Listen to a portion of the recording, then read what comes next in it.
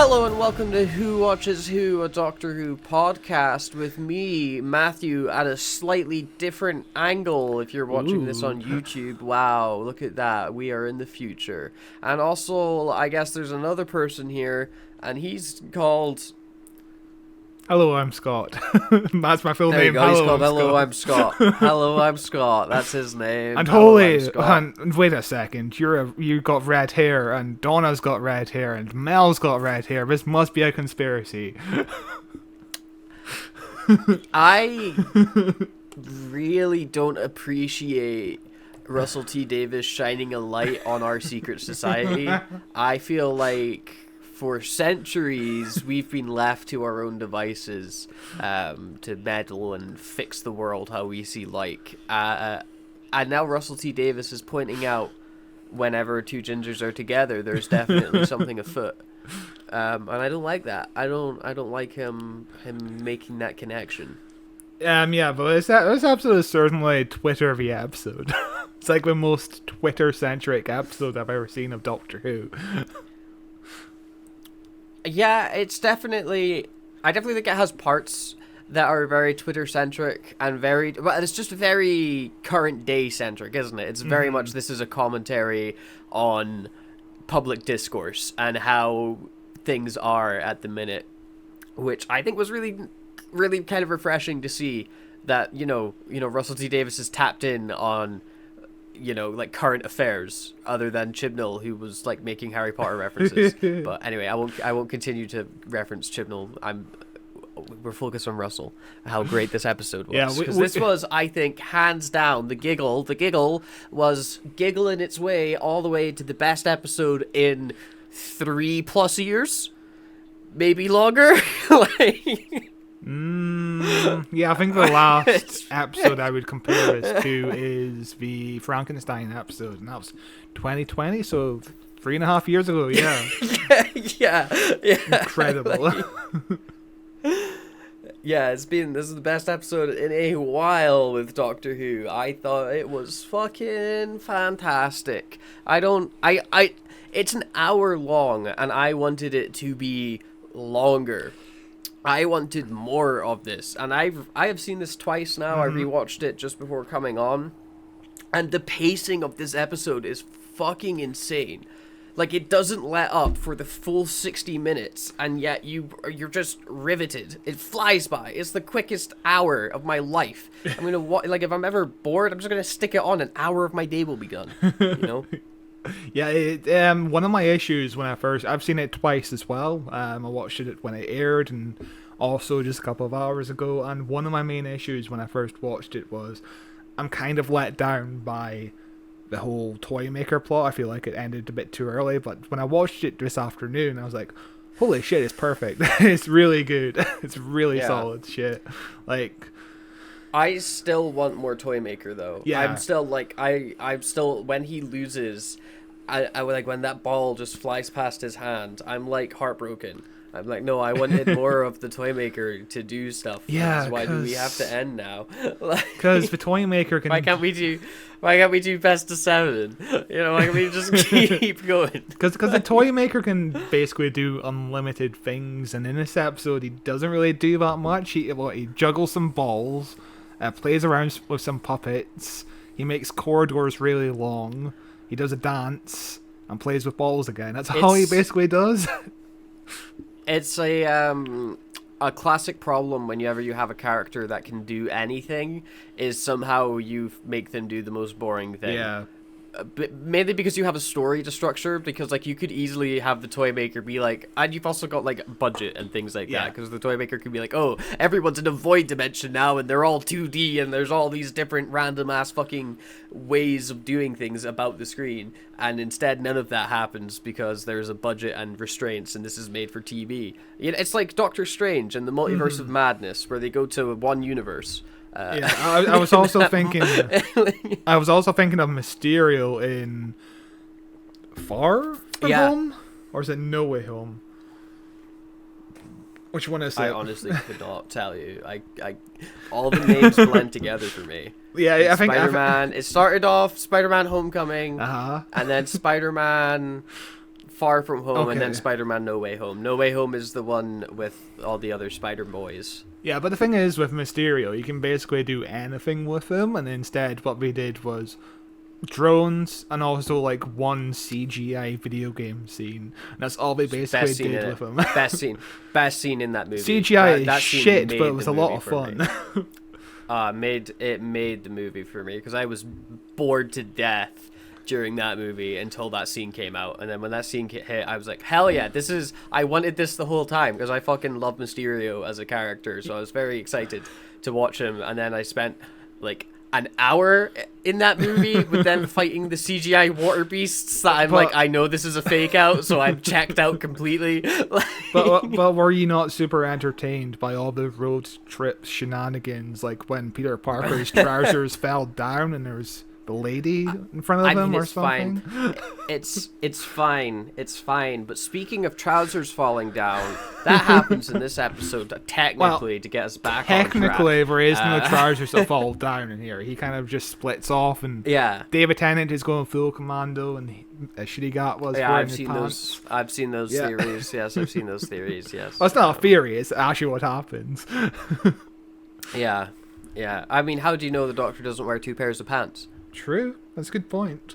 Two hearts, two pants. I mean, that's what they say. Capaldi said he wore question marks on his pants. I didn't see no question marks on Shooty's pants, so maybe that's a secret pair of pants. There should have been question marks, as a callback to John Nathan Turner. Honestly, all the callbacks that happen in this episode, even the subtle ones, and they didn't sneak in a question mark, Well, I guess there is question marks because there is questions that get asked, and at the end of questions, there's question marks. But there's no question marks like embroidered into someone's clothing. True. Which is what I want, or tattooed on their skin. So yeah, you want to jump into the episode? Sure. I don't know how much we want to do scene by scene. Well, we just open up and so. What did you think? Yeah. What did you think of the opening? Because when this opening happened and we see Neil Patrick Harris and he's doing his German accent, I was like, I love this so much. I love this. I adore this completely. He's got one line of dialogue here where I was like, that was extra over the top and kind of cringe, which is when he's like, they don't want anything anymore, ha ha ha ha. But then the more as we learn about who the toy maker is as a character, the more I'm like, actually I that bit doesn't bother me, especially on a second rewatch. I'm like, no, this fits who he is. Because he's this really theatrical over the top dude. And getting Neil Patrick Harris for his theatrical over-the-top dude is, like, perfect casting, honestly. Like, I can't imagine I want him in else. every episode. The only thing I was let down by is... So, they basically use every talent Neil Patrick Harris has, from the magic tricks to the comedic acting... the dancing even. The dancing, he says he's not a good dancer, Neil Patrick Harris does, but, he's a really good dancer. He's really solid as a dancer. But the one thing I was let down by, as much fun as the scene was, now as campy as it was, they should have just had him sing. Why is there no musical number from Neil Patrick Harris himself? I was so... When the Spice Girls song came out, or came on screen even, and he's just like lip syncing to it, I was heartbroken. Yeah. I was like, oh, this, I wish he was singing though, because it would be so much better if he was actually singing. But also, this is the second anniversary we've had with a musical number in it. Big fan of that. More of those, please. More of those. I will happily sit and watch the villain of the episode stop the plot to sing for 5 minutes. That's great. I love it. It is such a weird master move because obviously John Sims' master was very into singing with, the Scissor Sisters and what else was there? Rasputin, obviously. Like, the master just loves dancing and singing. Like, that's such a master thing. It's so weird it's transferred over to the toy maker. I guess maybe because the master is tooth. technically... Yeah. To tell the tooth, I think it must be the master. Cool. So that's the end of this podcast. So some interesting things that came from the commentary of this episode is that originally Stooky Bill, the little puppet dude that John Logie Baird uses, was originally going to be the villain, and the episode was going to be about a puppet trying to be a man and steal the Doctor's regeneration power, but I think they just kind of did that with Power of the Doctor with, wasn't that the goal of the Master, trying to steal the Doctor's regeneration or something? The Master was trying to become the Doctor. Yeah, but by using her regenerate, I don't know, by force? Yeah. Force her regenerate so that she would regenerate into the Master. Yeah. Like, combine their consciousness or whatever. It was something silly. And then, but yeah, Russell thought it's very similar. Russell thought that having a puppet would be a bit weak, and he was like, what about the puppet's creator, some kind of like puppet master? And then his thought process went immediately to the toy maker, which is perfect for this episode, I feel like. And also it just harkens back, to this, it's the 60th anniversary, why not bring back a villain from the 60s? A slightly controversial villain, but I feel like a modernization is good here. It really works for this episode. Yeah, no, I thought he was really great, and I liked and Russell talked about this as well, is the racism in the character, because we spoke a couple weeks back about that scene with the toy maker from the original story, where he drops the N-word, and I really like that Russell kept in that, hey, no, actually, screw it, this guy is just a straight up racist. This is like immortal, vast being from the other side of the universe. It lives in his own dimension. Straight up racist as well, by the way. Total dick. Just an absolute, just the worst. Even the original costume for the toy maker was very Chinese centric, and also the word celestial means it means outer space, but it also means it's like a derogatory term for like Chinese people, I think. I'm not really too sure about that, but that's why when it's referred to as toy maker, we don't really use the celestial term as often these days. But yeah, it's interesting to keep the racism because he's a villain. Why not be racist and stereotypical? Yeah, exactly. That's one of the things that I've been seeing a lot all over the place recently, and what I really liked in this episode as well is that the bad guys they are bad guys. Like, we see it when Kate gets that band taken off her, and she starts spouting off these horrific things. Like, these things that she's saying are horrific, but that's because she's a bad person, and we can recognize that she's like, it's okay to show these things on TV because everybody is smart enough to be like, hey, hang on, what you're saying's not good. And if you're not smart enough to do that, maybe you should reflect on why everybody thinks this person's bad. I don't think necessarily that everybody's becoming bad. It's just the irrational thoughts that's coming out to the forefront, because you could be a good person and be ableist and have to learn how to not be ableist. Maybe that was her thought process like decades ago or something. Like, maybe Kate thought along these kind of lines before, but she's educated herself to not be ableist. That doesn't excuse what she said about the gingers. That doesn't excuse that. But what? So you're making excuses. Maybe you're a bad person as well. Maybe you can defend Kate Stewart the ableist all you like, Scott. I'm gonna take a step back from this one. Gingers have it coming. They've gone too long without being challenged. I think we have been silenced throughout media. What I love about her little exchange with Shirley is that she says the words, "I've seen you stand." There must be something to this. And, just a few weeks ago when Shirley first appeared on screen, there was this idiot on Twitter who was like, she crossed her leg. How could that happen? As if, disabled people can't control their legs. It's insane. If you're in a wheelchair, you're only in a wheelchair because both legs don't work. That's the law. I didn't write that. I didn't make that up. That's just the law. It's called a wheelchair. It's for people whose legs, plural, don't work. Obviously, Scott. Come on. The sad thing is you're joking about this, but, people literally think these kind of thoughts, and they think there's kind of like a, oh yeah, if you can stand, you're not disabled, even though you might be in like in such extreme pain when you're standing.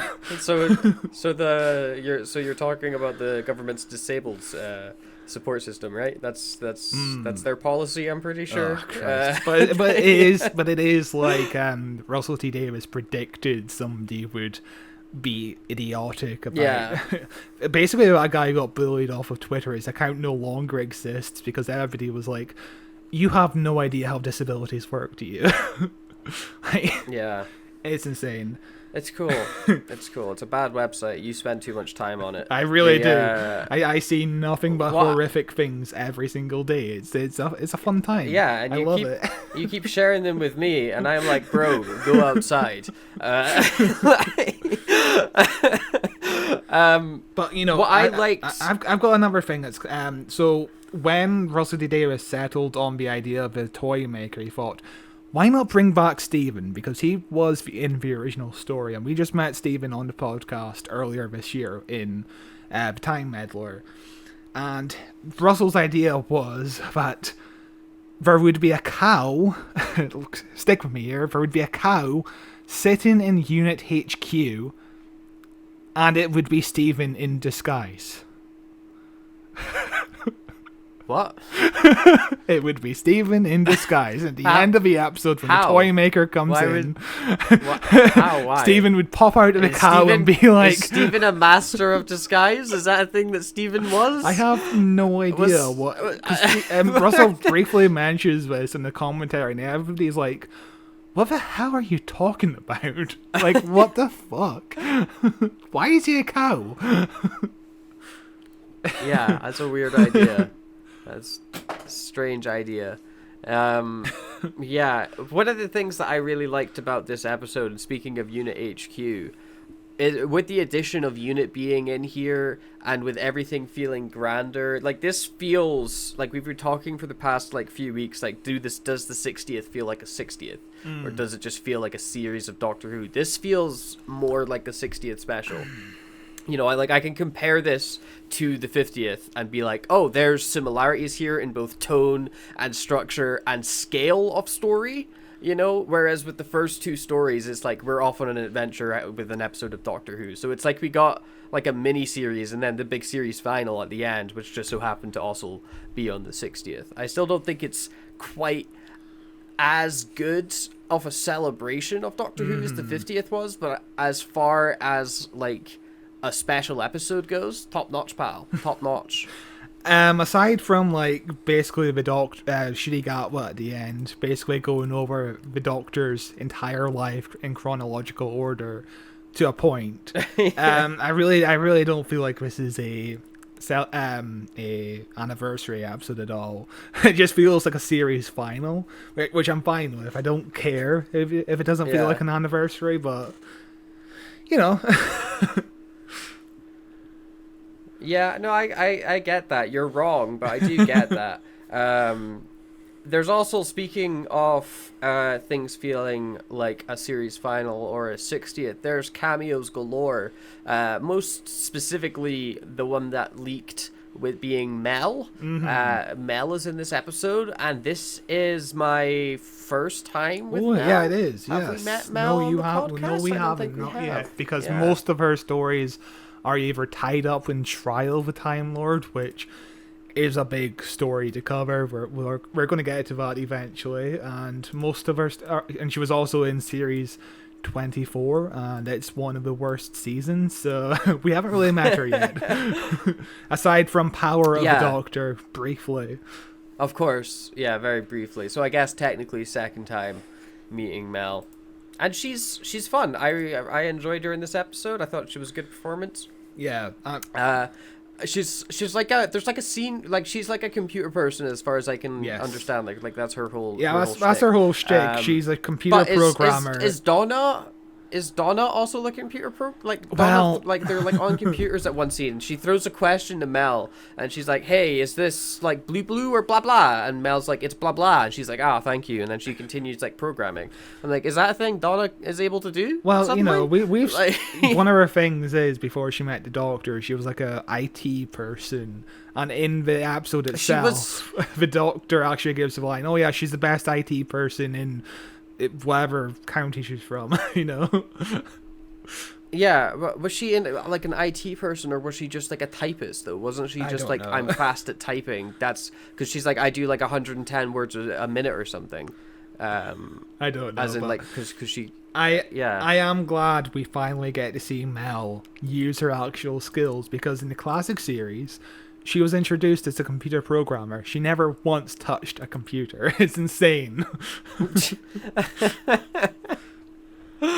That's some good writing there. I like that. She was just really there to scream, you know? Just scream. I think she's got more character development in this special than she does in the entirety of Classic Who.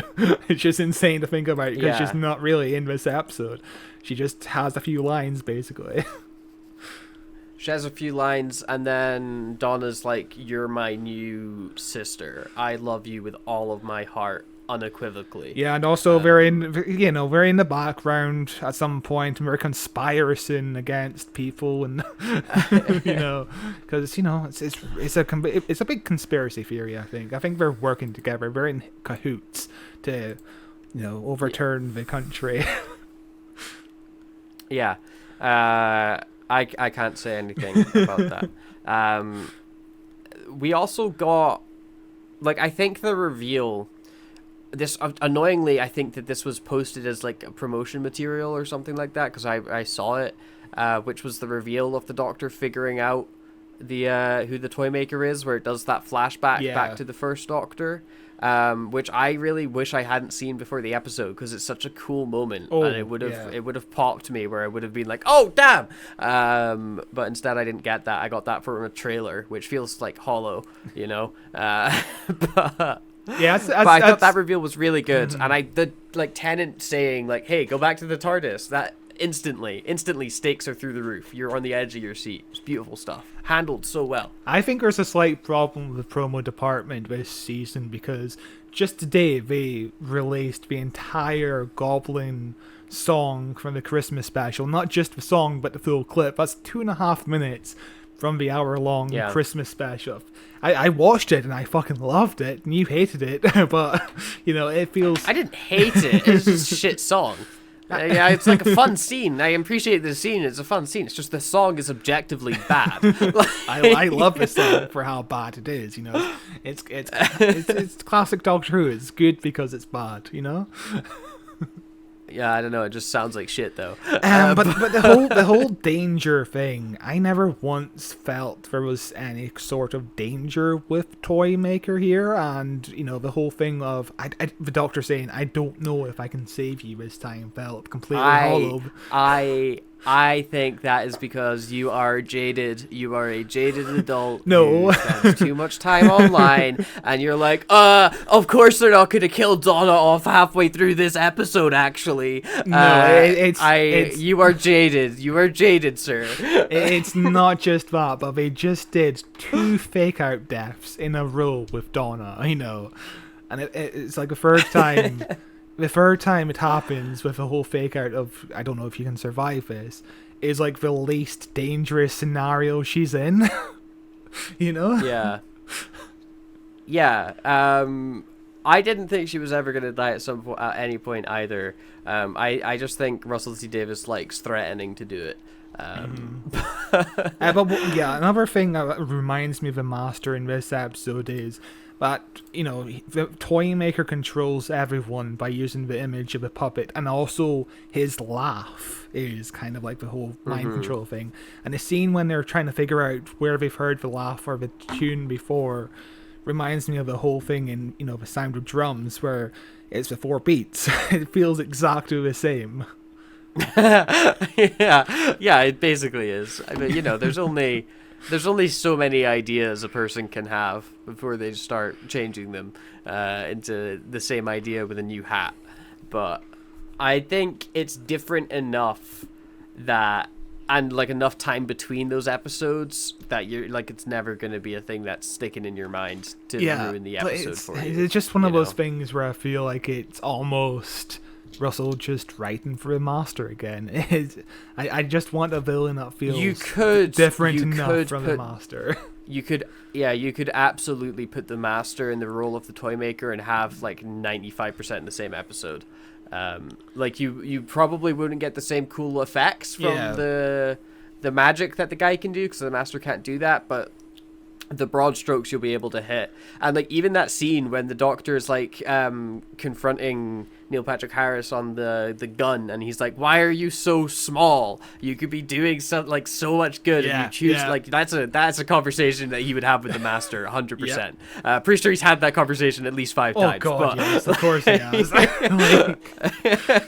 There's just no escaping from master parallels. Even the whole master inside the gold tooth, because I guess the Toymaker defeated him, and also at the end of the episode they do another tease of some lady with red nails picking up the gold tooth, like Lucy. Do you think it's Rani?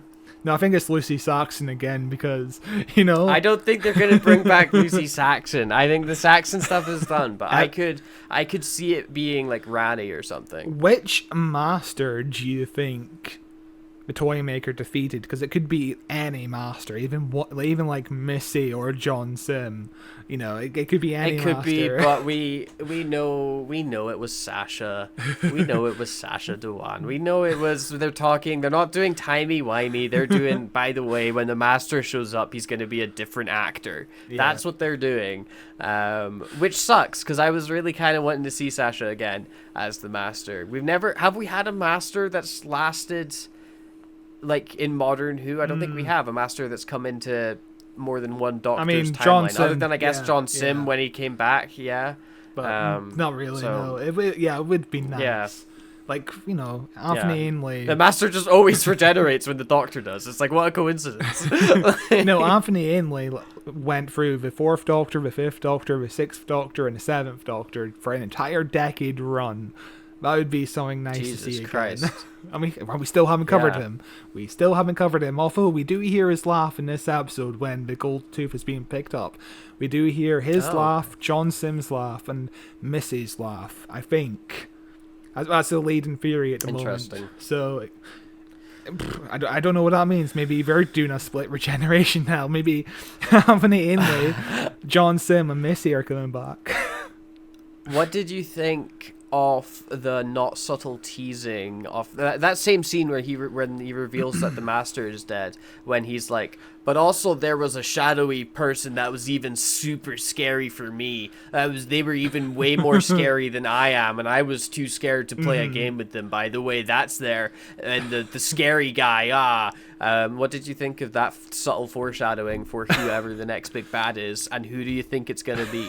I mean, at the end of the episode, when he's being folded up, my legion is coming. And they just did it 2 episodes ago with the Meep, where the Meep's like, oh yeah, you'll meet my boss at some point.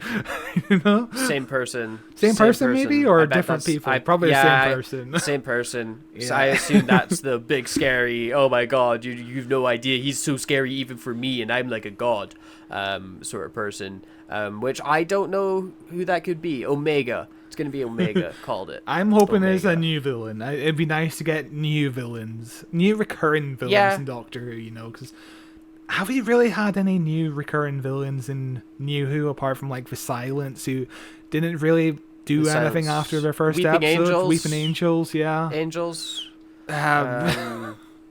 Nobody else really. God, Tim Shaw, I guess. Really... He was in 2 episodes, but that doesn't really count. Of course, the iconic Tim Shaw. But another guy who was obsessed with teeth, like Division. No. You gotta give Chibnall one thing. He had recurring villains. As in, did he actually have recurring villains who was outside of Flux? Yeah, Division were there. Tim Shaw. Yeah, we just mentioned him. Yeah. I have Slovene, I guess, but I don't really count the same season because it kind of feels like a three-parter. The what'd you call it? Rhino guys. The Jadoon, yeah. Jadoon, yeah. Yeah, there's loads. There's loads. What are you on? There's loads. They just don't feel. They're not as. They're not. There's no iconic big bad. Like there are cool monsters, and there are new monsters, but there's no new big bad. The big bad is still the master, or it's just the master. But I don't think there's any getting around that because you can't top the master. Remember how excited we were when Swarm first appeared, and we were like, "Oh my god, this is going to be brilliant!" You know, a new recurring villain for the Doctor to fight because Swarm knows every movement the Doctor's going to make and shit like that, and it went nowhere. It was fun. I love it. Yeah, it's really good stuff. What else was really good stuff, and what made me really happy is that Russell T Davies is bringing canon back into the show when they have a whole scene recapping what's happened to every companion. And then also Flux, where they're like, hey, by the way, all of these things happened in the same universe, in the same show. This is canon. These are events that occurred. So I like it.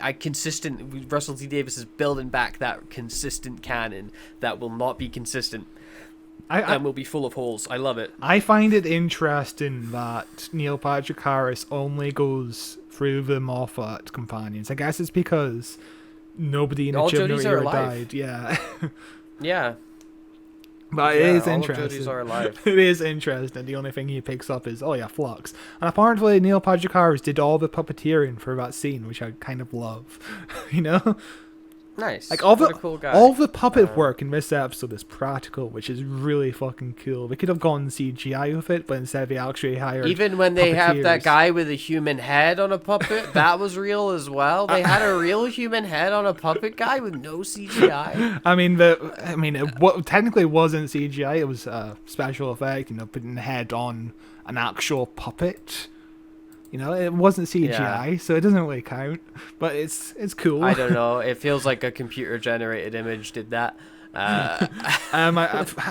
What about Neil Patrick Harris in the sky puppeteering? Was that CGI, or did he really go big? He really went big doing that. Oh, Neil wow. Patrick Harris is not talented. Actually, technically, he's not even big in that scene. It's just a low angle, and the sky is just behind him. It's not CGI there. Yeah. But David Tennant's small in that scene. David Tennant did get small. Yeah, he did. David Tennant can do that, and he also can turn himself into a puppet as well, where he's like, I'm so clever. Yeah, it's really weird. David Tennant has the superpower of he can physically shrink himself, but he decided to pursue acting instead. And he very rarely shows that skill. I feel like kids are going to have nightmares with all this puppet stuff, and I'm just so happy because I love giving kids nightmares. Yeah, I really liked it. I hope they had nightmares from this episode and the last episode. I like scary. Doctor Who being scary is where it's at. Scary Doctor Who. And the next episode also can be scary for kids, I think. All the goblins trying to eat that little baby. I guess maybe if you're like 4, like if you're really little, you'll be like scared for that baby. But I think any kid older than that will be like, oh, this is a bit of fun. Those goblins are mean. They're gonna eat that baby. Oh no. But I don't think they'll be scared by it. Maybe there's a scarier scene later on.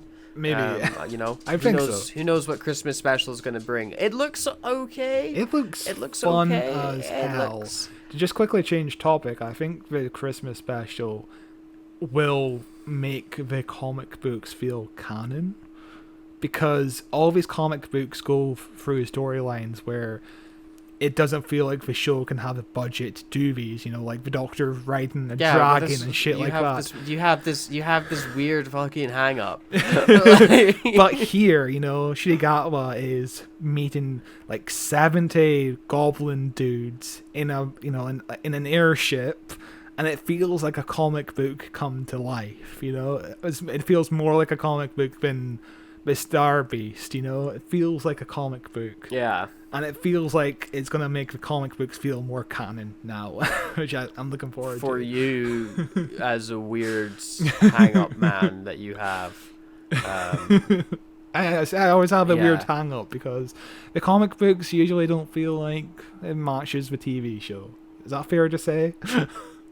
No. Bad. Bad and wrong. Another thing I got from the commentary is that the original title sequence was going to feature a moment where the Doctor and Donna lean out of the TARDIS door, and Stephen Moffat saw it and was like, "That's shit, keep it out of there." So we could have seen the Doctor and Donna in the intro, which would have been interesting. I'm glad we didn't. I'm glad Moffat stepped in and saved us all from that. It's so strange hearing the choices that Russell T Davies almost made, because it's like watching someone almost make the worst mistake of their life constantly. It's like just watching somebody slowly avoid rakes. You're like, oh shit, he's gonna step on the rake this time. I feel like it could have been cool, and there was also one going to be planned with Shitty Gatwa as well. Leaning out the TARDIS, that'd be cool. No, it would look bad. It would be like, again, it would be a weird CGI shot where it's like, oh my god, PS2 Shooty Gatwas in the TARDIS. Going back a bit, my favourite moment in the puppeteering scene with the former companions is the moment where Neil Papadakis explains the death of Clara, and his little face where he's like, yes, what the fuck, this doesn't make sense. Got killed. She got killed by a bird. Okay? And also, both Doctors challenging the toy maker to a game reminds me of Dormammu, I've come to bargain. Just reminds me of that scene from Doctor Strange. Yeah, I know, it's fun. And that's also another thing, like, if you've been following this show for a while, you'll know, and if you listen to our news episodes, you'll know with the bi-regeneration, or the bi-generation, I think they called it, like, when these leaks first started coming out, were not optimistic, because they sounded like shit. Yeah. And I think that this is still an idea on paper that sounds like shit. But the way that it's executed in this episode, I was actually okay with it, and I was fully expecting to not like it. I don't know if, like, maybe I'm okay with it because it's like I've had several months to collect myself and rationalize this event happening, or if it's just like they did actually handle it well in the episode. But I think that they handle it well, explain it enough without over-explaining that you're not left being frustrated that you don't have enough questions, or you don't have enough answers. You have enough answers, but still some questions where you're like, what if? And you can what if and theorize and fill in the blanks yourself. And I think that that's where it really shines, because we've already got people being like, oh, what if it's the curator and blah, blah, blah, blah, blah. Or like, what if it turns into like this bootstrap thing where like he sorts himself out and then he regenerates back into Shooty coming out of David Tennant. Or you're Russell T Davies and you're like, now there's a billion Doctors. They all bi-generated. There's a million, trillion of them, which I don't think was needed. I don't think that's again, he stepped on a rake at that point. Oh yeah. I've kind of come around to what Russell T Davies says in the commentary, where he says that all the Doctors have split regenerated. He calls it the Doctorverse. He mentions Big Finish technically already doing this, because Big Finish are kind of canon but not canon. What is canon with Big Finish? What's canon with Doctor Who? But that's a way all the Big Finish stories can technically fit inside of a canon, even though the TV show contradicts Big Finish stories all the time. And he also mentions the two Doctors as something that fits inside of this little bubble that he's created, which I don't like, because it ruins the whole season 6B discussion that we've discussed before. Yeah. But also I'm kind of fine with it, because I don't know, it's weird. I mean, at this point there is just straight up infinite Doctors. Yeah. Like there is just straight up infinite Doctors, because we have the bi-generation. Did the bi-generation go all the way through like into the Doctor's time with Division? Oh my so God. Is there even more of the even more? Like, is it just everything is doubled and tripled and quadrupled? Like, it's just it's infinite. There is now infinite number of Doctors, which like child version of me fucking hates, because I loved the mortality of the 13 regeneration rule. but like now that that's just out the window, I'm like, okay, I guess who gives a shit? The Doctor's a god. Like, there's so much to talk about here. My mind is just being split up into so many little things here, and it's hard to stay consistent and catch one thought. And one of my thoughts is, you going on about mortality, I like how before the 10th Doctor was so upset about the fact of dying, and here he's like, Alon Z, this is not death. Alon Z, which is perfect. Yeah. Perfect for the 14th Doctor. After the whole... We've discussed the end of time, and we discussed how terrible his ending is. I did not like that. I don't want to go... Terrible. Yeah. I definitely think as far as final words go, this is like, here we go again. Alon Z is a way better final word than I don't want to go, actually. Which, yeah, I thought it was a much better send-off for Tennant's Doctor. Or it would have been if that's when he regenerated. Like, if those were literally his last words and then he just regenerated as normal, I would have been 100% okay with it. I would have been like, okay, fuck it, yeah, that was awesome. What a cool way to bring back David Tennant and redeem yourself from when he last regenerated, you know? But I like that they sidestepped, you know, they zagged instead of zigged, or did the other way, whatever the saying is.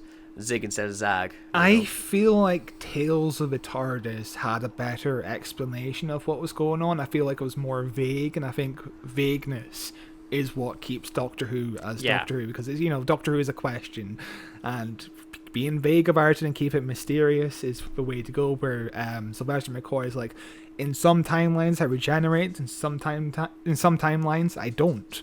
And I feel like that's enough of an explanation. We don't need to see it on screen. But, you know, at the same time, I'm kind of fine with it, because I've just been going over with it in the last 24 hours since I've seen this episode. My mind's been constantly thinking about this. And I've come up with a theory of, you know, every Doctor is going to bi-regenerate at some point. We don't see all of them, we just see this one. You know? Do Doctors in the future bi-regenerate because David Tennant bi-regenerated? I think so. It's like, this is like the starting point, and like both directions, forwards and back, causes like chain reaction of bi-regeneration, which wouldn't mean like it creates a paradox thing, because wouldn't like it always have bi-regenerated before this? Here's my theory about the second Doctor is, so this, you know, they force the regeneration on the second Doctor, and they send him away to Earth, and he regenerates into the third Doctor. But also, when the second Doctor is sent off and into the third Doctor, the Time Lords find out, oh shit, the second Doctor is still here. I guess he can work for us, and he can be our agent now. Yeah. And this is the second Doctor that appears in the two Doctors. I'm fine with that, you know? The fourth Doctor, I guess, but that gives me even more fucking questions, because I guess the TARDIS, because it's time and relative dimension in space, so the TARDIS can travel through dimensions, and I guess when it's time traveling, because timey-wimey, you know, it's ending up in parallel versions of different time streams and whatever the fuck, and there's going to be crossover and gabba. So I guess it makes sense in that it just doesn't make sense to begin with. So there are no rules. Yeah. Essentially, there are no rules. You can do whatever the fuck you like, which I'm okay with at this point. I think it makes the Doctor more interesting if you keep changing things. Like I think what makes the Doctor less interesting is when we know too much and when there's consistency. When there is like, oh, okay, you know, I am the Doctor, I am this person, and I can do that. Like, that's a version of the character I love and I really like, but I think the more interesting version is the version that is Doctor Who. Yeah. It's the one where it's like, Doctor, what are you? Who are you? There's just so many questions around your origin, and nothing you say makes sense. The way that you explain things doesn't make sense. You'll do something one way, like 1 week, and then the next week you're doing something different. I think that's a more interesting character where you don't get those answers. Mm-hmm. And I think where things fall down is when they try to give answers to some of those things, because that's when you're like, okay, nothing actually does make sense, does it? It's a difficult. It's like a tight wire. You know, it's a very delicate balance. Yeah, this is something I wonder if my mum is going to think about, because she's back into watching Doctor Who, because she saw David Tennant was coming back, and she was so excited to watch it, and she's loved the first 2 episodes. She hasn't seen this episode yet. And I wonder if she is going to be thinking about this, or is she just going to shrug her shoulders and go, "Huh, I guess that's something the Doctor can do." You know? Yeah. I imagine that most people will just be like, cool. Yeah. They'll just be like, all right, cool. They'll be like, okay, cool. I guess that makes sense. Whatever. Because most people are like idiots like we are who overthink a dumb sci-fi show for children. Because, most Doctor Who episodes end with the Doctor coming up with some techno babble to save the day that makes no sense, and you just have to turn off your brain and go, the Doctor's got this figured out, just going to push a big button or something, and the day is going to be saved. Yeah. But yeah, more important question. my theory for how, sorry, I'm just going back a bit. My theory of how the 4th Doctor, after by generation, he retires and becomes the curator. Same with the 6th Doctor in Big Finish, because the 6th Doctor is also the curator in the Big Finish verse. Maybe Paul McGann. How does the degeneration story fit into this? I don't know. Maybe. So this is something else. Does the Doctor die now? Does the 14th Doctor just die of old age? I think he does. He doesn't regenerate into Shurigato, because then there'd be like 15 million Shurigatos flying around. There would just be infinite. But I think his power of regeneration is now gone. Either he dies a horrible death of being shot in the head or something, or he dies of old age. Does he still age as a Time Lord? Can he still survive 700 years, or does he regain? Or does he just have human aging? I guess not. I don't think that would make sense, but no. No. Yeah, no. I guess he's him losing the ability to regenerate. I think makes sense. Like, you only get like one. Mm-hmm. Oh, my dog is barking. You only get one regeneration burst of energy, whatever. Unless, okay, hang on. How does Tennant regenerating into himself work? When he burst his energy into the hand and then he regenerate. I guess he regenerated into himself twice because. Oh my god. So like when he regenerates into himself, there's a universe and blasts that energy into the hand. I guess that there's a universe where he also regenerated into himself as well. And so there's that, and then which one of those two gets the regeneration energy? Oh my god! It's kind of like the Invincible things with the 2 clones. Which one is the real one at that point? Yeah. I mean, there's a version of Journey's End where there's technically 4 Doctors running around. There's 3 David Tennants and Catherine Tate. Yeah. Oh my god. It's impossible to think about. It's impossible. It doesn't make sense. Yeah, it's one of those things cool. I'm okay with it. It's like you have to keep it in your mind in terms of like peripheral vision. It's at the side of your eye. You don't really see it. You don't really think about it too much. And it's just there at the side of your eye. You don't have to think about it. It works as that. You just don't think about it. It's like this like eldritch horror. Yeah. That's like at this just outside the room. You know it's there. If you open that door, there is going to be a horror beyond your imagination. Something like undescribably terrifying and deep and cosmic is there. But it's right behind the door. As long as you keep that door closed, it's fine. Just don't ask too many questions. You're not going to be sucked in to the endless pit that is. Wait, hang on. How does any of this work? But we definitely got leaked about this ending. We also got leaked that Shurigato was going to be here in the last 20 minutes of the episode.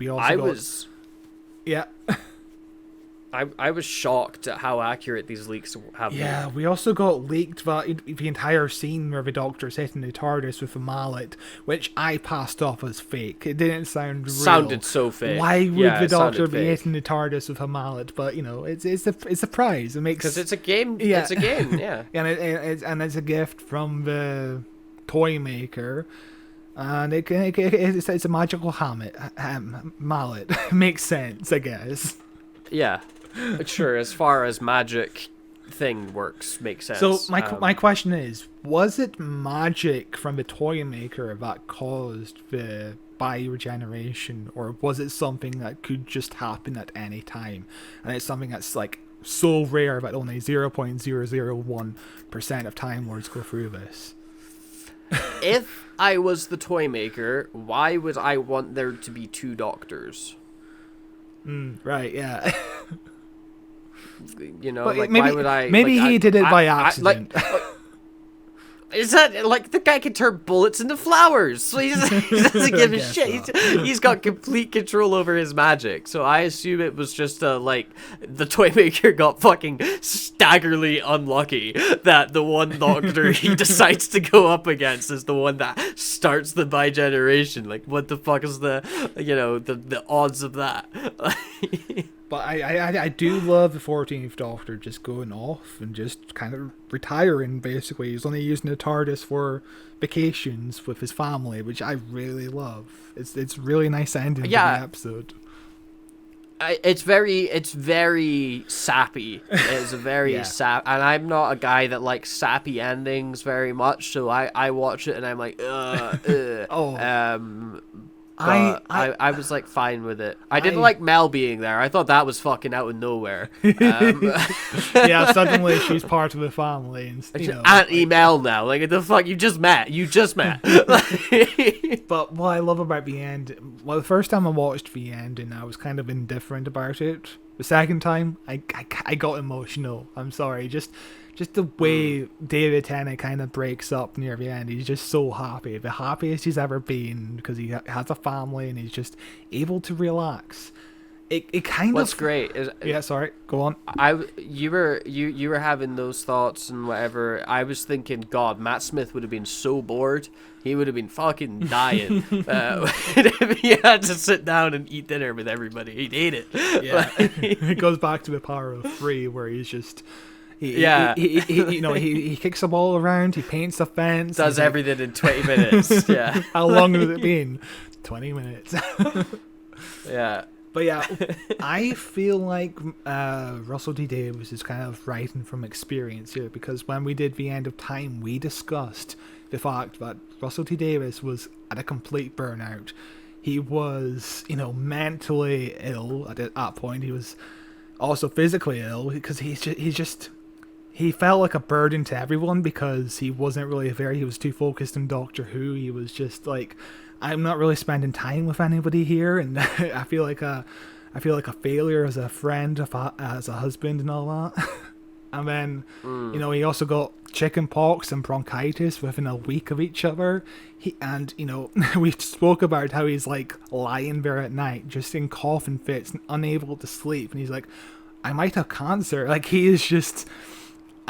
He is just at a complete breakdown at the end of Doctor Who, and then he's like, I'm able to retire, basically. I'm able to step away from Doctor Who for a bit, and somebody else is going to fill my shoes. Shudigatwa or Stephen Moffat in this case. It's kind of the same thing. The show and the show, it was secure for Russell T Davies. The universe is secure for the 14th Doctor, so he doesn't have to worry. It feels like Russell T Davies is writing from experience here, which I kind of like. Yeah, no, it's definitely, I can see the parallels, and Ncuti Gatwa is just as handsome as Moffat. Just as handsome as Moffat. Moffat maybe a little bit more, but just as much. There's also the whole parallel of Ruby Sunday and the 15th Doctor meeting in a nightclub, and Russell T Davies and his late husband met in a nightclub, and it's, it feels like he's writing from his life experience here. The idea of the Doctor going clubbing sounds absurd to me. That's not a Doctor I can relate with anymore. Yeah, it's one of those. It's one of those things. I was listening to Weekly Planet earlier, and they did a review of the 3 specials, and it's one of those things where they mentioned sometimes the Doctor is written to be cool, And the Doctor Yeah. isn't somebody who is cool. He is somebody who's cool because he's uncool, basically. But if you write That's him... what I liked.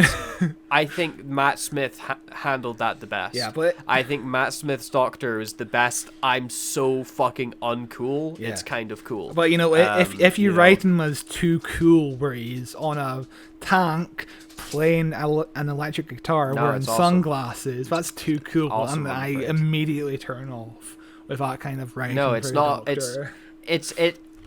would be too cool if it was anybody except Capaldi, but Capaldi can do it because Capaldi's that cool. He oozes charisma, and I am okay watching Capaldi ride a tank playing guitar with sunglasses on. I'm absolutely okay with that.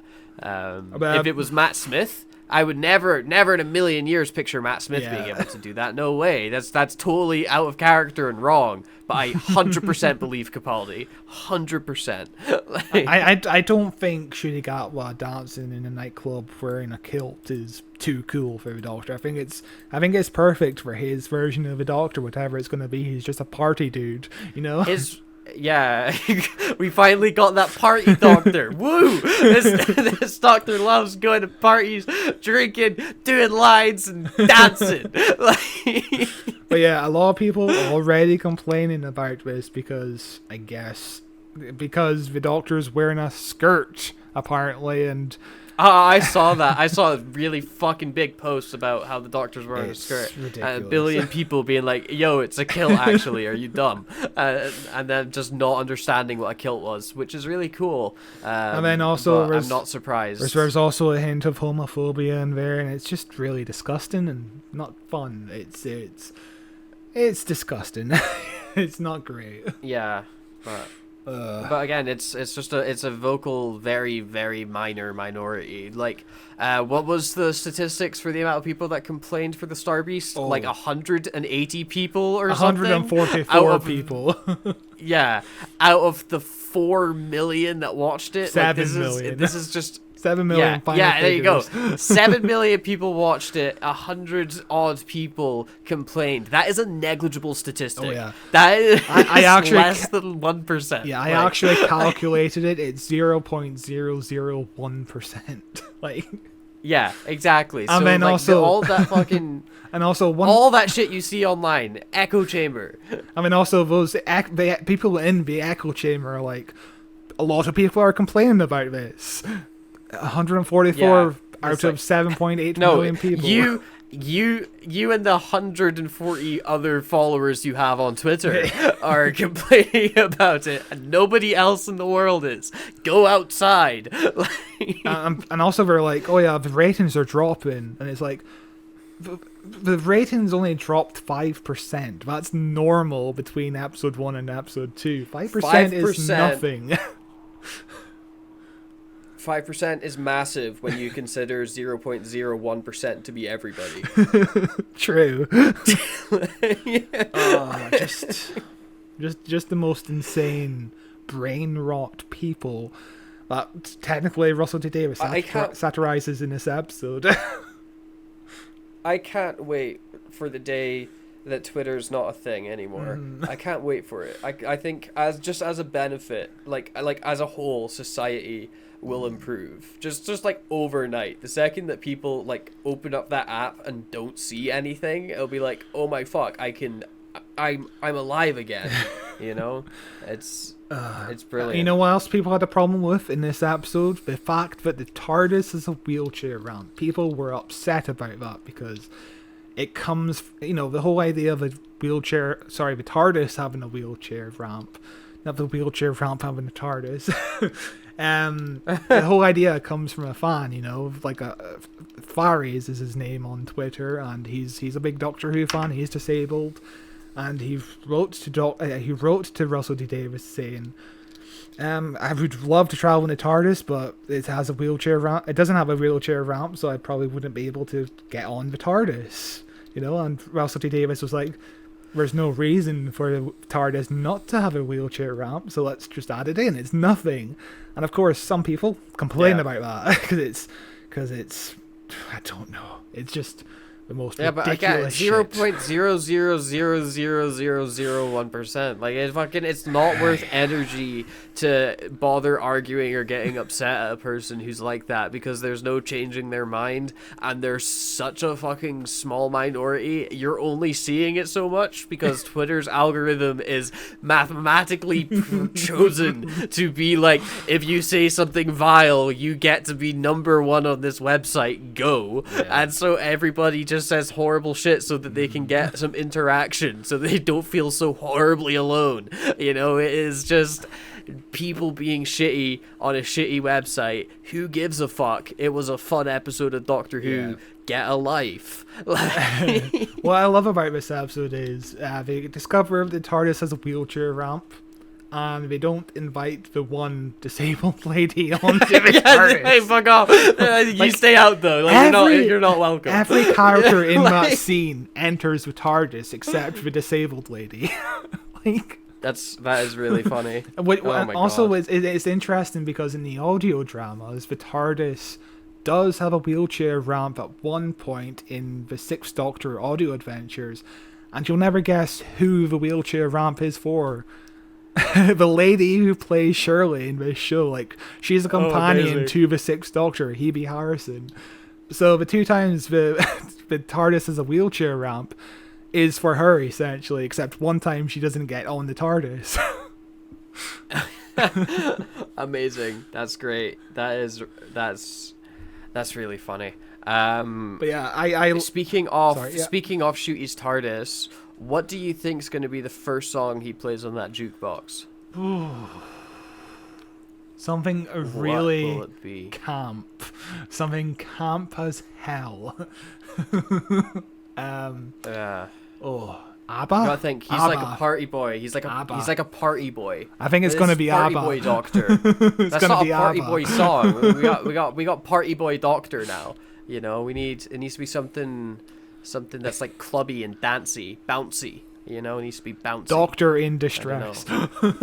There you go. That's the K9 theme song. K9. Or the Australian K9 theme song. God, I do not remember what that is. No, it's not coming to me. No, it's not as iconic as K9. K9. But I do love the fact that the 15th Doctor is more well adjusted because he's an older version of the Doctor, and we can kind of leave behind a lot of the baggage that the character has had for so long.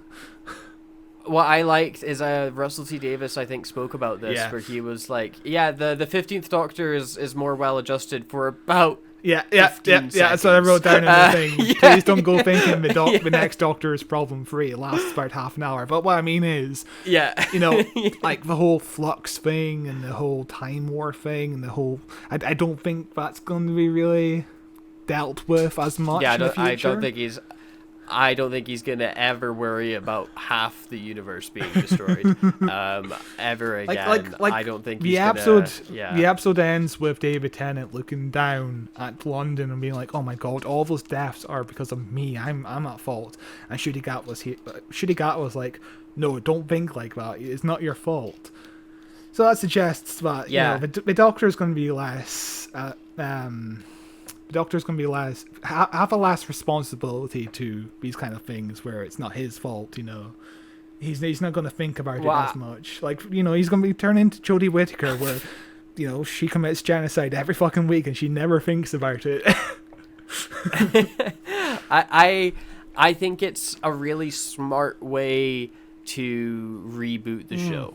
Because you get the one Doctor who's now left, David Tennant, to look back at the 13 series of Modern Who and be like, wow, that was fucking rough, wasn't it? Oh my God. And now you have the start of the new show with Ncuti, who's got over that last series. He's over 2005 to 2020 fucking 1 or 2, wherever the fuck, 2022. You'd be like, fuck it, done it, over it. 2023 onwards, oh no, scary. Like, this is where all the new trauma's coming in. So it's a good, like, okay, we've capped off, we've stopped that show is done now. Doctor Who 2005, the reboot is finished. This is it over. We are now into this new era, new show of Doctor Who, Series 1 again, new problems. I think it's a clever way of transitioning into that.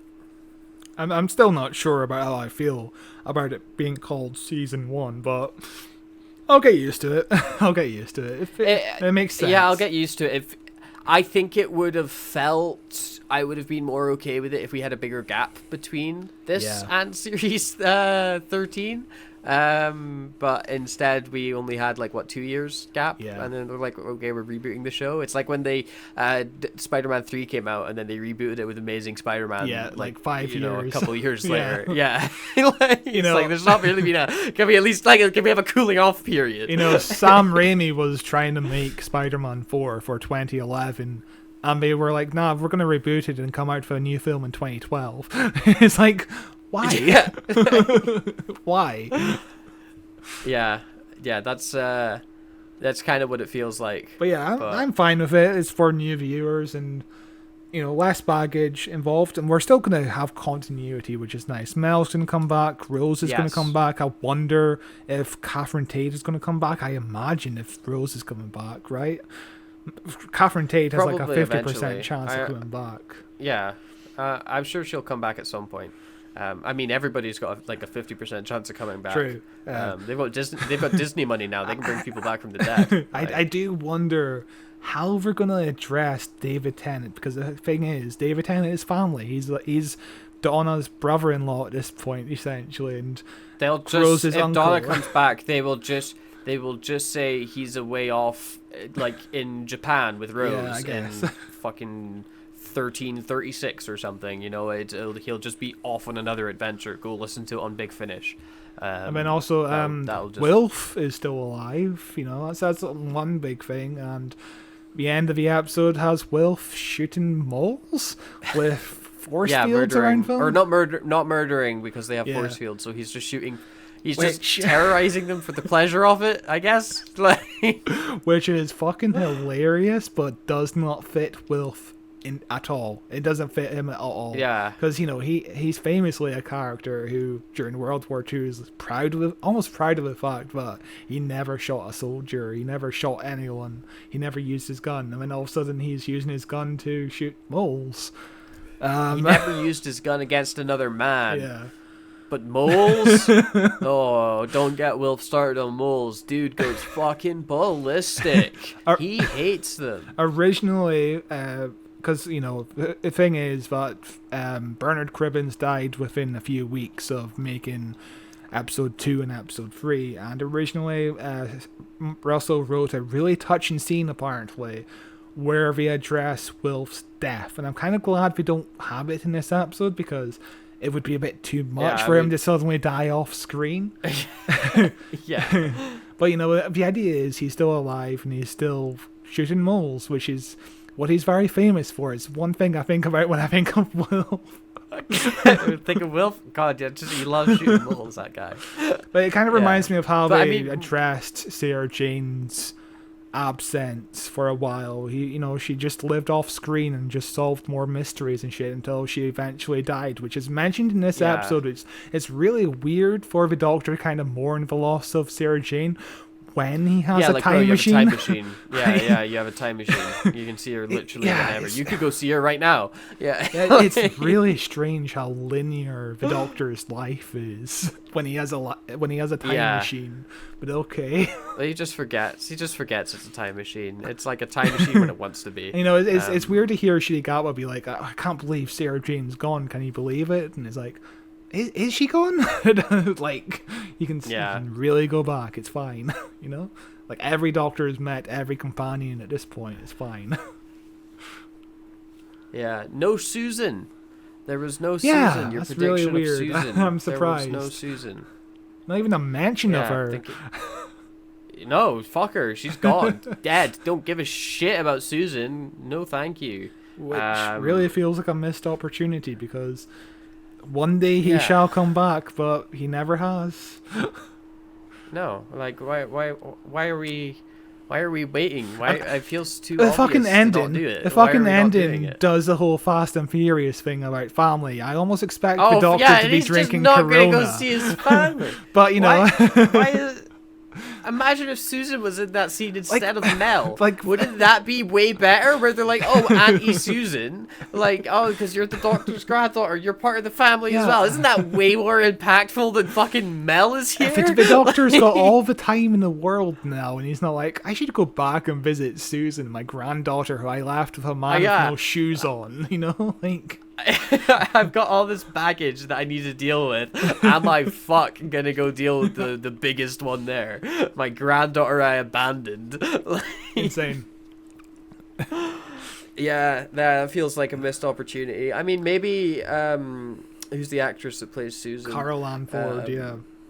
Yeah, maybe she's just not well enough to be on camera. Possibly, but she was at the premiere of Doctor Who, and she seems well enough. Yeah. And she also did a recent video where she's watching the colorization of the Dalek. She seems well enough. Bring her in for a scene or two, you know. But maybe Russell just fucking hates Susan as a character. Like, fuck that. But you know, the thing is, a lot of people hate Mel as a character because all she did was scream, and here she is back. That's all Susan did. That's literally all Susan did. And you could bring back Susan and make her a super smart woman, independent woman, and it would be the same as God, what it would Russell be. It did would. to I'm Mel. honestly. I think it would have been more impactful if you replaced Mel with Susan. I think that's what, like she's working with fucking Unit. Fuck it, just literally like Susan could do everything Mel was doing in that scene, and I think it's more impactful. I think it's more meaningful, and I think it's Now I'm annoyed. I'm annoyed. It's annoying because she's been in 2 anniversary specials before. She was in the 5 Doctors, where she briefly meets the 5th Doctor and was like, "Hi." That's basically all we do. And she was in Dimensions in Time, where she has a scene with Colin Baker, and she's like, "You're not my grandfather." And that's all she does in that story as well. Like, give her some meaningful something to do. Like 60 years of a show, and you're not going to bring back the one character you can bring back from the first ever episode. And she's not going to be at the 70th. Like, at all. Because she is 83 now. Yeah. Well, she might. She might make it to the 70th, but she might not be well enough to be on camera at that point, and 93 years old, you know? Yeah. It's a weird mission from the episode. I'm surprised. I am honestly surprised. I'm surprised at that as well. But, some final thoughts here. What did you think of Ncuti in his 20 minutes on screen as the Doctor? We finally have him. I love the fact that they're able to have David Tennant, the party animal. They have David Tennant and Ncuti Gatwa sharing the screen, and Ncuti kind of is the dominant force in that relationship because he saves the day by throwing that final ball. And at the end of the episode, he's like, "Oh, shoot, go off, kids. You're annoying me. Just go away." Like, Ncuti Gatwa owns the final 20 minutes, even though you have to also wrap up David Tennant's storyline at the very end. You feel like Ncuti Gatwa is the new Doctor. He's the main character now. It feels great, and I love...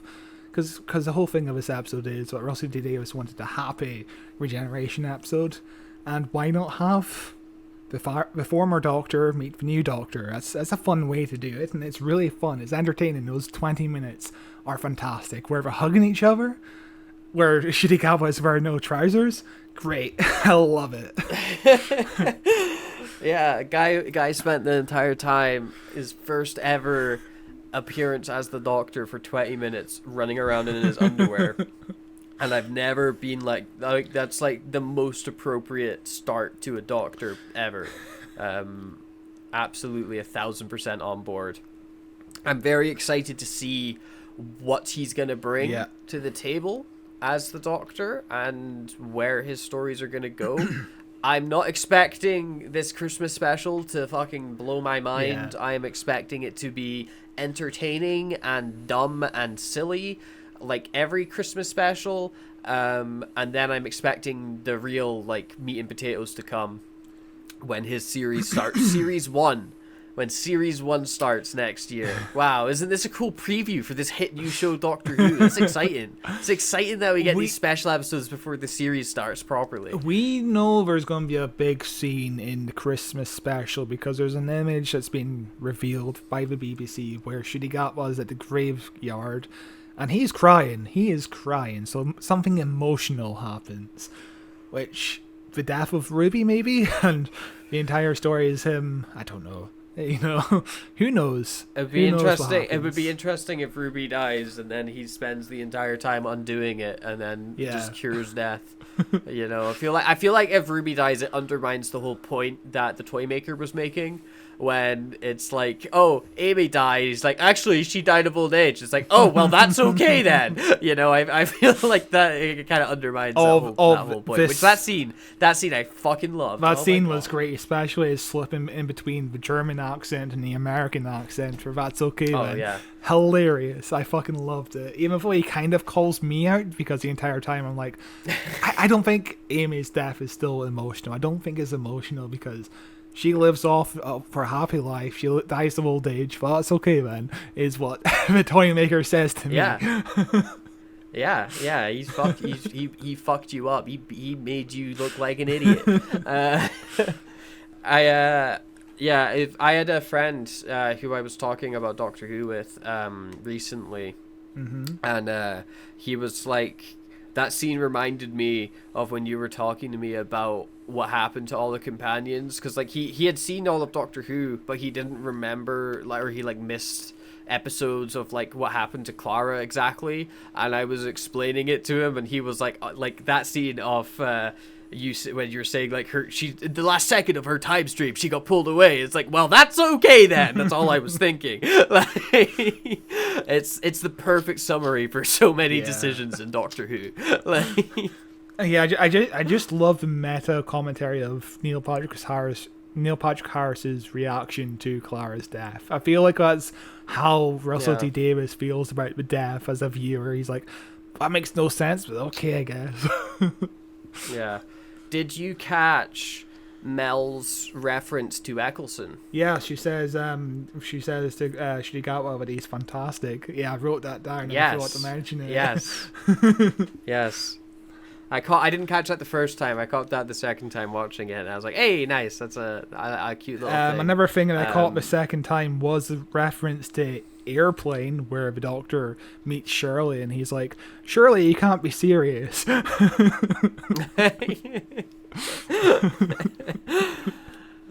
That's great. Which That's suggests great. the Doctor keeps... he doesn't keep up with pop culture because that movie is like 40 years old at this point, but he watches movies, which is cool. He has a time machine. He has a time machine. He does. What the fuck? Why does he care if a movie's 40 years old? Every movie is brand new. Like... Also, another thing that I caught, when the 14th Doctor is coming to the realization that he should probably retire, and he's like, well, I guess that means the 15th Doctor has to fly off then. He just flies off. But I could never leave the TARDIS. It would hurt. It kind of reminds me of how the Meta-Crisis Doctor deals with the whole thing, where at the end he's just dumped on a parallel universe with Rose, and he has to watch the TARDIS go bye-bye. That's how the Meta-Crisis Doctor felt. That's why he looks so fucking miserable on that beach. That's why he's so miserable. He's like, I can't believe I'm about to lose the TARDIS. God fucking damn it. Because I feel like the Meta-Crisis Doctor has a similar line. He just has to watch the TARDIS fly off, and he looks miserable. Yeah, he does. I'm trying to think of all the times that regeneration energy has gone into something or done something strange, and how that affects with bi-generation. Yeah. Like when the 11th Doctor heals River Song's arm. Like, what did that do? River Song regenerates a bunch of times. Yeah, she does. Does she Does she also bi-generate? Yeah, does only the Doctor bi-generate? Maybe. Yeah. Who knows? Yeah, who knows? Who knows? Wibbly wobbly, timey that's wimey. Interesting. Yeah, honestly, I like Doctor Who. I like how much of a silly show it is. I like how much of a fucking enigma of a show it is. It's perfect. Yeah, it's perfect with how fucking awful it is. I love it. I go through waves with this show. Sometimes I think it's too silly and it's terrible. Sometimes I think it's too silly and it's great. Like, it's so strange. There's no consistency with me in this show. And I'm just here along. Yeah. I'm just here for the ride. The Christmas special looks silly, and I'm all on board. I'm so excited. Yeah, I think as far as the show, like the like episode by episode adventure of the show, I'm like, I love Doctor Who, but every now and then there'll be an episode you're like, that was dog shit. That was a dog shit episode. And you question why you like the show in the first place. But I think like the characters, the worlds, the concepts, the ideas, and just the character of the Doctor alone is fascinating enough where it's like, oh, this is just the coolest show though. Yeah. Because there's no character like it. We are 60 years into this show and it's still doing some incredibly, I would say, risky stuff with its lore. This is risky it's stuff. It's still reinventing itself. It's still fresh. Fresh and yeah. Like the Christmas special. That clip alone of just the airship with all the goblins on board. That looks like no other episode of a show. You know what I really like with Doctor Who? Yeah. That you don't really get with a lot of other sci-fi properties or a lot of other shows in general. And this might not continue on forever, especially if we get the like Paul McGann spin-off that's getting thrown about in the rumor mill. Is that like if you go to shows like Star Trek or you go to shows like Star Wars and things like that, always immediately they go into prequel territory. Yeah. Immediately they go into, okay, but let's go back. Whereas Doctor Who is like, fuck that, march on. Like, oh, that happened, cool, keep going. There's just, the show it does not stop to be like, oh, but what if we went back to revisit and re-explore this? It's like, okay, we'll bring a Doctor back in, but it's still canon, we're moving forward. This happened and we're going forwards. We're not having Doctor Who, the prequel, time before the first Doctor adventure. We're having, which is flux, but we're having Doctor Who marching onwards and reinventing itself. Whereas with Star Trek, you ended up like after the sequel shows with Next Generation and Voyager and Deep Space Nine, then it was like, oh, what if we did a prequel show with Star Trek Enterprise? And then that failed miserably and there was no Star Trek for ages. And then they brought Star Trek back and they were like, hey, guess what if we did Star Trek Discovery? It's a prequel show. And then we'll also do Star Trek Strange New Worlds. It's a prequel show. And it's like, why are you still doing prequel shows? Please stop, give me new stuff. I want to explore this universe more. I want to see like, what if this event happened in the universe and then we continued onwards, rather than this event happened and now we'll go back and we'll look at stuff that isn't as impactful. Yeah, that's my problem with Star Wars at the moment, because it's still in between the original trilogy and the sequel trilogy. It's like, can we just go beyond the sequel trilogy and discover what, go somewhere new with it? Because it always has to tie back to the Skywalkers in some way with, like Darth Vader pops up in Obi-Wan, and it's just... Darth Vader also. Darth Vader and Obi-Wan makes sense though. Like that's a character beat. That makes sense for the character. It always has to rely on the Skywalkers in some way. Even Mandalorian, technically, Luke Skywalker shows up, and it's like I don't want to deal with creepy de-aged Mark Hamill. Like just go forward, please. Yeah, I think go forward and see what the universe is like. Although that's one of the things that I've been enjoying with the shows, is that I feel like they have been going forward, because the sequel movies we got never really showed us anything of what the universe was like. Yeah. They were like, it's basically what it was like before. Isn't this what you liked? Whereas the shows are like, hey, the New Republic's kind of shady. And there's all this like political intrigue in all the episodes of The Mandalorian that people hated that I thought were fucking outstanding, when it is just on Coruscant and it's politics for an hour. I was like, this is fucking incredible. Yeah, like, I was like, this is absolutely incredible, because you're making this universe interesting again. You're doing an idea that they've not done again. You're showing me something new. Hell yeah, you're giving it context and flavor, and it's awesome. And then they do nothing with it, and so we'll see what happens. But, we'll see. Yeah, that's what I like about I'm kind of I like off the Star Wars train at the moment. I could not get into Ahsoka. I'll probably just go back into it in a few Ahsoka years. was so good, man. It's Ahsoka was so fucking good. God damn. It was slow starting, but my fuck, did I love that show. Yeah, it's something I'll try and get into eventually. I think I need to rewatch the Clone Wars and rewatch Rebels to try and get back into the swing of it. I think I'll eventually get back into it, but it's a lot. It's a lot. There's too much, man. There is too many things, but I really enjoyed Ahsoka. I'm always pretty positive on Star Wars. I love me some War in the Stars, and some trekking in the stars, just like sci-fi. I'm easy pleased. But yeah, back to Doctor Who. I really enjoyed this episode, and I'm looking forward to the future. Let's keep going. Before we wrap up. Before we wrap up, I almost forgot to do it. I have to stop into Gallifrey Base. Yep. I need to see what the people are saying. What do you think? Rate and review the Giggle. I think most people would give it a 8 or a 9. I'm going with 8. I think it's slightly more controversial, so that's why I don't think it's going to get a 9. So an 8. Okay, well, you, sir, are trapped in an echo chamber because this episode is a 9 out of 10 with 25.3% of the vote.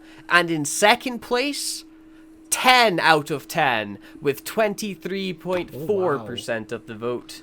8 out of 10 is in third with 21.1%. So I think it's pretty fair to say that people fucking loved this episode. Because if you put the Timeless Child you put the Timeless Child onto one piece of paper, and you put the Split Regeneration onto another piece of paper, they sound like the same kind of idea in a way.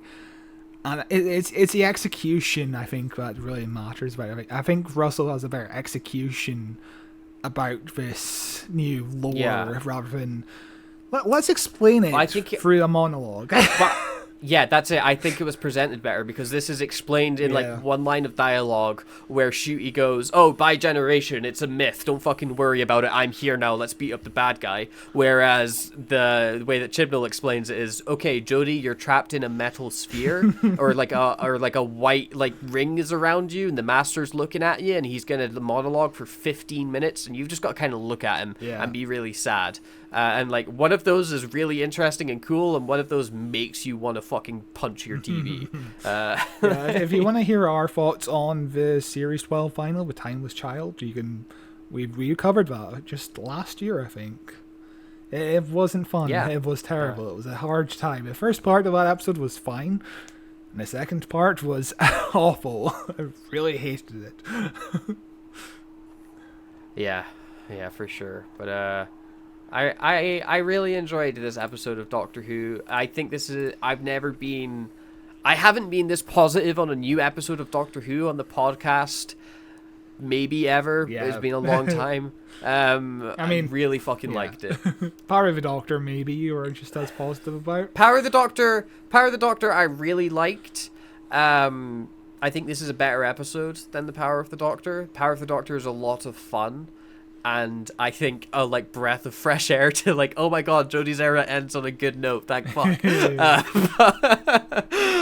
But yeah, no, it's I really liked it. I really liked this episode. Yeah. And that brings us to what we're doing next week. I forgot about that. Next week, next Friday. We're back to a Friday next week, and we are doing. That was a real loud noise. Do you remember? We are doing Twice Upon a Time because we just did. Yes. World Enough in Time. Is that the episode's title? And we also did the Doctor Falls a few weeks ago. So we're in October. Yeah, in October. So we are back. Yeah. We are back. It's technically a third part, or I guess you could technically call it a coda to that two-parter. You know? Yeah, we're back. We're back with Capaldi. We're going back to Capaldi's time. We're gonna watch him regenerate because we were like a positive, a happy regeneration episode. Fuck that! I want to be sad at Christmas. So we're gonna be looking at Twice Upon a Time. Before this, we stop off and end the year with the Christmas special episode. 2 episodes left this year. Yeah, 2 episodes left. What an insane year it's been. I'm looking forward to going back to Twice Upon a Time. It's been a long time. I haven't seen it since it aired, and I remember hating it. Same. You remember hating it? I haven't seen it. I haven't seen it since it aired. I remember loving it. So I'm very interested in next week's podcast as to what our opinions are going to be, because I remember almost no plot points from this episode. One last thing about the Giggle. Do you consider this episode to be a multi-doctor special? Because I guess a third of it does have 2 doctors working together to save the day. It is, yeah. It's a multi-doctor episode. Yes. I consider it to be a technical, in the same way as Power of the Doctor is a multi-doctor special, technically. You know? Yeah. So in the last decade, we've had 2 proper multi-doctor specials and 2 technical multi-doctor specials. So I'm fine if they don't do it again for a long time. Yeah. I'm okay with that as well. But we'll get another multi-doctor special probably 2 years time next year. Next year. They happen all the time.